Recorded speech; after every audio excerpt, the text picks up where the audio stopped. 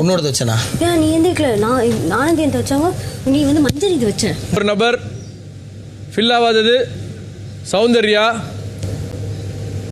Big பாஸில் evening task ஆரம்பிச்சிச்சு. என்னென்னா அந்த டால் அவங்கவுங்க பேர் போட்ட டால்ஸ் வந்து அந்த பால் பீட்டில் இருக்குது. அதை எடுத்துகிட்டு போய் அவங்க பேர் உள்ளதே அவங்க எடுக்கக்கூடாது, மற்றவங்களோடதை அவங்க எடுத்துகிட்டு போய் உள்ளார போய் ரீச் பண்ணணும், அந்த டால் ஹவுஸில் வைக்கணும். இப்போ யாரோட பேர் அங்கே வைக்கலையோ அவங்க வந்து அந்த போட்டியிலேருந்து வெளியேறுவாங்க.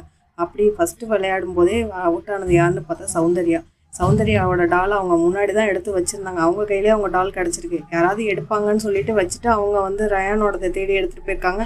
கடைசியில் ஜெஃப்ரியும் அவங்க கூட பேசிகிட்டு இருக்க ஜெஃப்ரியும் எடுத்து வைக்கல, ரயானும் எடுத்து வைக்கல. ரயான் யாரோடது எடுத்தாருன்னு பார்த்தா ஜாக்லின் வந்து யாரோடது எடுத்தாங்கங்கிறது தெரியல. இந்த மாதிரி போயிட்டுருக்குது. இதில் முத்துக்குமரன் என்ன கேம் ப்ளே பண்ணியிருக்காருன்னா, அவரோட டால் அவர் ஃபஸ்ட்டு தேடி எடுத்துறாரு.